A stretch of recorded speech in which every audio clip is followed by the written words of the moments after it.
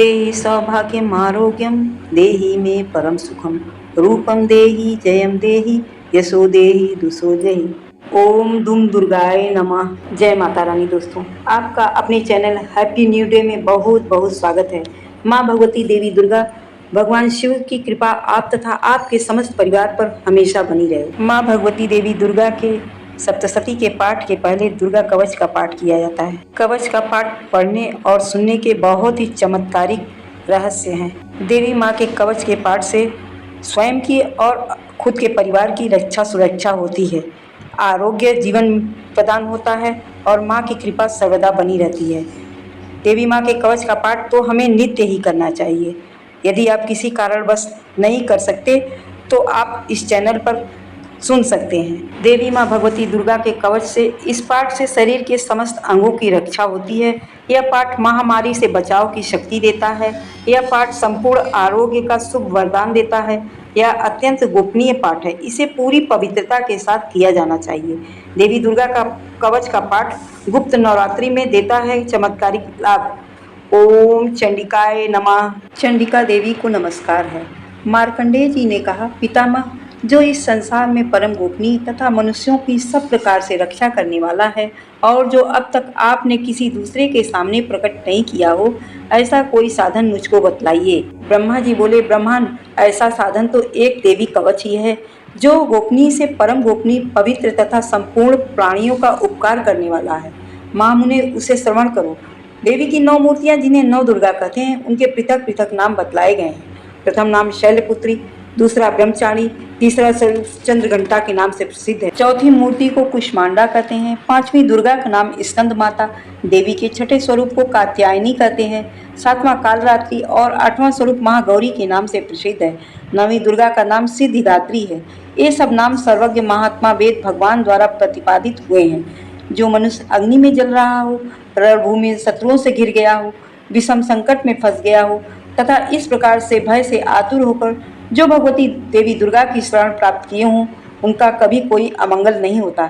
युद्ध के समय संकट पड़ने पर भी उनके ऊपर कोई विपत्ति दिखाई नहीं देती। उन्हें शोक, दुख और भय की प्राप्ति नहीं होती। जिन्होंने भक्ति पूर्वक देवी का स्मरण किया है, उनका निश्चय ही अभ्युदय होता है। देवेश्वरी, जो तुम्हारा चिंतन करते हैं, उनकी तुम निस्संदेह रक्षा करती हो। चामुंडा देवी प्रेत पर आरूढ़ होती हैं।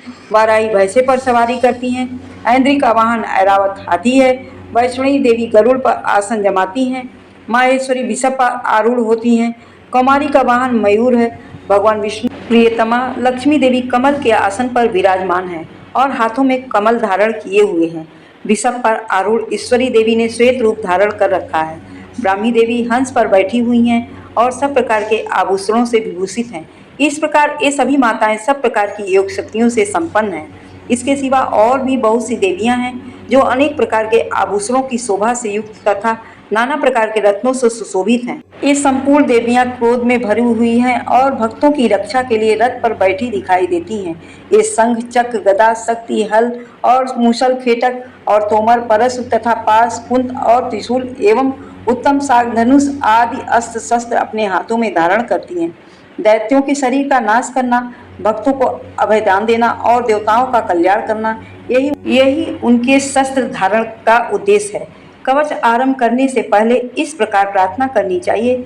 महान रौद्र रूप, अत्यंत घोर पराक्रम, महान बल और महान उत्साह वाली देवी, तुम महान भय का नाश करने वाली हो, तुम्हें नमस्कार है।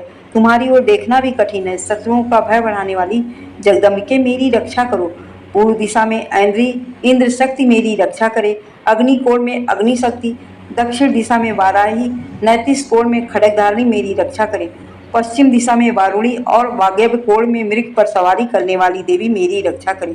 उत्तर दिशा में कौमारी और ईशान कोण में शूलधारिणी मेरी रक्षा करे। ब्राह्मणी, तुम ऊपर की ओर से मेरी रक्षा करो और वैष्णवी देवी नीचे की ओर से मेरी रक्षा करें। इसी प्रकार 100 को अपना वाहन बनाने वाली चामुंडा देवी 10 दिशाओं में मेरी रक्षा करें।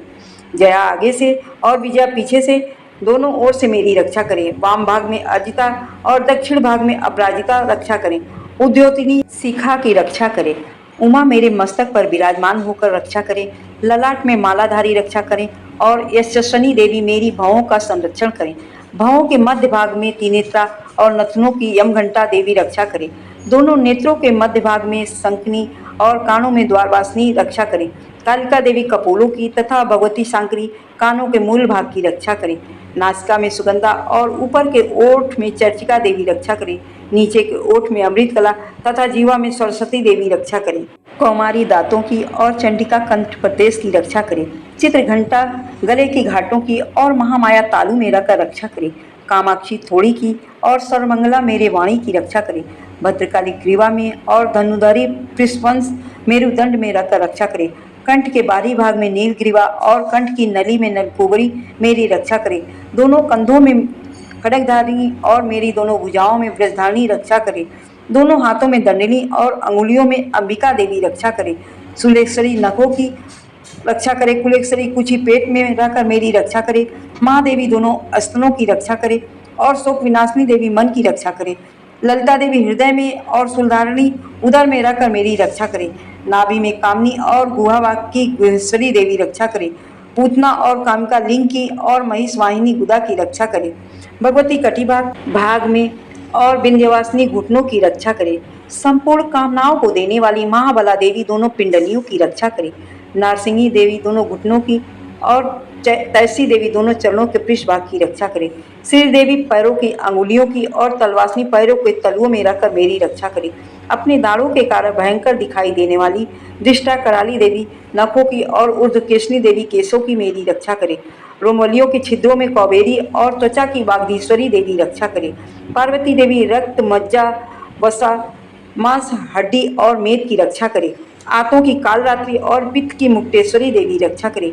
मूलाधार आदि कमल कोशों में पद्मावती देवी और कप में चूड़ामणि देवी स्थित होकर रक्षा करे। नख के तेज की ज्वालामुखी रक्षा करे, जिसका किसी भी अस्त्र से वेदन नहीं हो सकता, वह अभेदा देवी शरीर के समस्त संधियों में रहकर मेरी रक्षा करे। ब्राह्मणी आप मेरे वीर की रक्षा करे। छत्रेश्वरी छाया की तथा धर्मधारिणी मेरे अहंकार मन बुद्धि की रक्षा करे। हाथ में ब्रज धारण करने वाली ब्रजहस्ता देवी मेरे प्राण अपान व्यान उदान और समान वायु की रक्षा करे। कल्याण से शोभित होने वाली भगवती कल्याण शोभना मेरे प्राण की रक्षा करे। रस रूप गंध शब्द और स्पर्श इन विषयों का अनुभव करते समय योगिनी देवी रक्षा करे तथा सत्व गुण रजोगुण और तमोगुण की रक्षा सदा नारायणी देवी करे। वाराही आयु की रक्षा करे। वैष्णवी देवी धर्म की रक्षा करे तथा चक्री चक्र धारण करने वाली देवी यश कीर्ति लक्ष्मी तथा धन विद्या की रक्षा करे। इंद्राणी आप मेरे गोत्र की रक्षा करें। चंद्रिके तुम मेरे पशुओं की रक्षा करो। महालक्ष्मी पुत्रों की रक्षा करे और भैरवी पत्नी की रक्षा करे। मेरे पथ की सुपत्ता तथा मार्ग की क्षेमकारी रक्षा करे। राजा के दरबार में महालक्ष्मी रक्षा करे तथा सब ओर से व्याप्त रहने वाली विजया देवी संपूर्ण भयों से मेरी रक्षा करे। देवी जो स्थान कवच में नहीं कहा गया है, अतएव रक्षा से रहित वह सब तुम्हारे द्वारा सुरक्षित हो, क्योंकि तुम विजयशालिनी और पापनाशनी हो। यदि अपने शरीर का भला चाहे तो मनुष्य बिना कवच के एक भी पग ना आगे जाए। कवच का पाठ करके ही यात्रा करे। कवच के द्वारा सब ओर से सुरक्षित मनुष्य जहाँ जहाँ जाता है वहाँ वहाँ उसे धन लाभ होता है तथा संपूर्ण कामनाओं की सिद्ध करने वाली विजय की प्राप्ति होती है। वह जिस जिस अभिष्ट वस्तु का चिंतन करता है उसको निश्चय ही प्राप्त कर लेता है। वह पुरुष इस पृथ्वी पर तुलना रहित महान ऐश्वर्य का भागी होता है। कवच से सुरक्षित मनुष्य निर्भय हो जाता है। युद्ध में उसकी कभी पराजय नहीं होती तथा वह तीनों लोकों में पूज्यनीय होता है।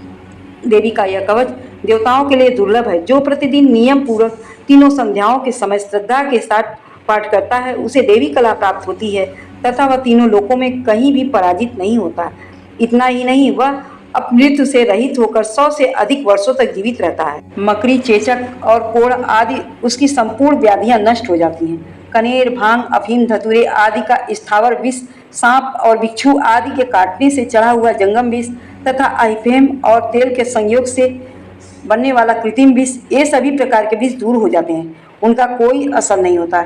इस पृथ्वी पर मारण मोहन आदि जितने आविचारिक प्रयोग होते हैं तथा इस प्रकार के जितने मंत्र यंत्र होते हैं वे सब इस कवच को हृदय में धारण कर लेने पर उस मनुष्य को देखते ही नष्ट हो जाते हैं। ये ही नहीं, पृथ्वी पर विचरने वाले ग्राम देवता, आकाशचारी देव विशेष, जल के संबंध में प्रकट होने वाले गण, उपदेश मास से सिद्ध होने वाले निम्न कोट के देवता, अपने जन्म के साथ प्रकट होने वाले देवता, कुल देवता, माला कंठमाला आदि, डाकनी शाकनी, अंतरिक्ष में विचरने वाली अत्यंत बलवती भयानक डाकनियां, ग्रह भूत पिशाच यक्ष गंधर्व राक्षस ब्रह्म राक्षस बेताल कुष्मांड और भैरव आदि अनिष्टकारक देवता भी हृदय में कवच धारण किए रहने पर उस मनुष्य को देखते ही भाग जाते हैं।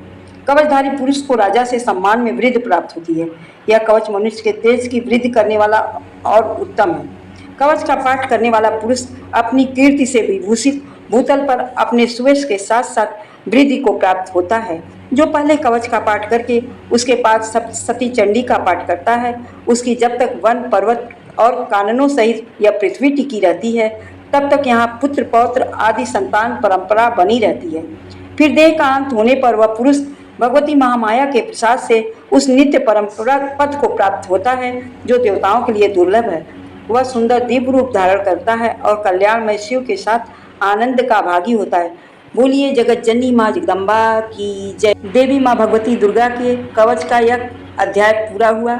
जो भी भक्त सच्चे मन और पवित्र हृदय से माँ भगवती देवी दुर्गा के कवच का पाठ करता है, माँ उसकी सभी इच्छाओं को सर्वदा पूर्ण करती है और उनके घर में सदा खुशहाली बनी रहती है।